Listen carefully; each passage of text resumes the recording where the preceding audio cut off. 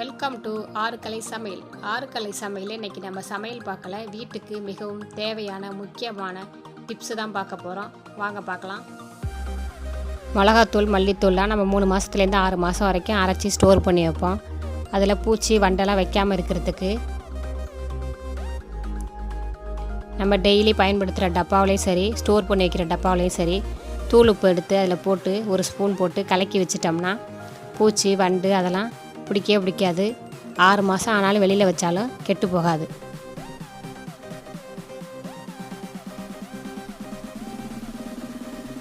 இட்லி மாவுக்கு உளுந்து வாங்கும்போது நான் கம்பெனி உளுந்து வாங்க மாட்டேன். இந்த மாதிரி பாக்கெட்டில் தான் உளுந்து லூஸில் வாங்கி தான் வச்சுக்குவேன். அது மாதிரி வாங்கினீங்கன்னா நல்ல மாவு காணும். கம்பெனி உளுந்தோட நார்மலாக உள்ளது நல்ல மாவு காணும்.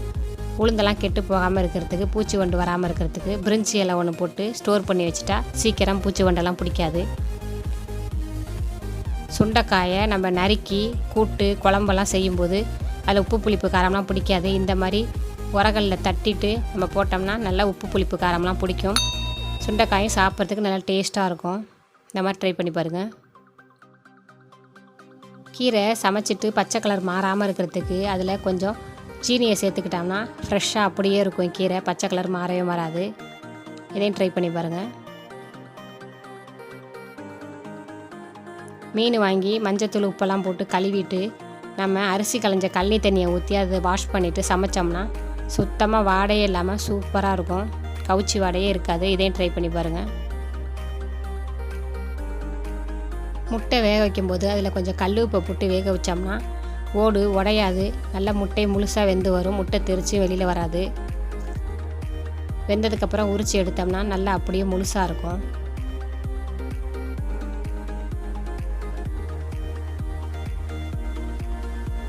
ஓடு நல்லா அப்படியே கலந்து வருது பாருங்கள். சூப்பராக முழுசாக வந்துடும். இதையும் ட்ரை பண்ணி பாருங்கள். குக்கரில் சாதம் பருப்பெல்லாம் நம்ம வேக வைக்கும்போது ப்ரெஷர் இறங்குறதுக்கு முன்னாடி திறக்கக்கூடாது. நம்ம அர்ஜெண்ட்டாக எங்கேயாவது போகணும் ஓப்பன் பண்ணணும்னா பைப்புக்கிட்ட வச்சு பைப்பை திறந்து விட்டுட்டோம்னா அந்த தண்ணி போட்டு ப்ரெஷர்லாம் இறங்கிரும். நம்ம சீக்கிரத்தில் அது மாதிரி ஓப்பன் பண்ணி எடுத்துக்கலாம். ப்ரெஷர் இது மாதிரி ஸ்டக்குன்னு அடங்கிரும். அடங்கினோன்னு ஓப்பன் பண்ணி நம்ம உள்ளே இருக்கிறத எடுத்து சமைச்சிக்கலாம்.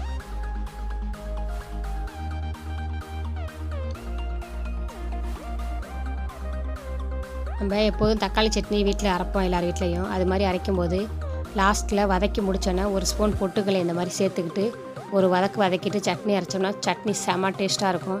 ட்ரை பண்ணி பாருங்கள். வெண்டைக்காய் பொரியலுக்கோ பச்சடிக்கோ வதக்கும்போது பிசுபிசுப்பு இல்லாமல் இருக்கிறதுக்கு ஒரு ஸ்பூன் பச்சரிசி மாவு அதில் சேர்த்துக்கிட்டு வதக்கினோம்னா பிசுபிசுப்பு இருக்காது. நல்லா சாஃப்டாக சூப்பராக இருக்கும்.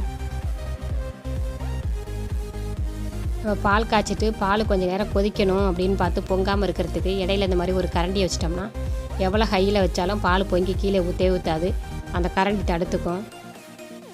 நம்ம கொதிக்கிற வரைக்கும் கொதிக்க வச்சு ஆஃப் பண்ணிக்கலாம் அடுப்பை. பால் கீழே வரவே வராது.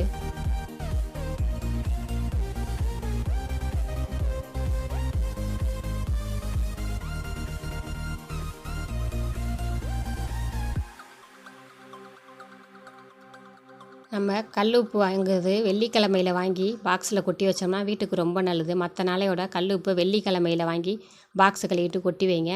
கல் உப்பில் சீக்கிரம் தண்ணி விட்டு போயிடும்னு சொல்லுவாங்க. அது தண்ணி விடாமல் இருக்கிறதுக்கு இந்த மாதிரி அரிசியை போட்டு மூடி வச்சிட்டோம்னா தண்ணி விடாது. ரொம்ப நாளைக்கு தண்ணி விடாமல் நல்லாயிருக்கும். இதையும் ட்ரை பண்ணி பாருங்கள்.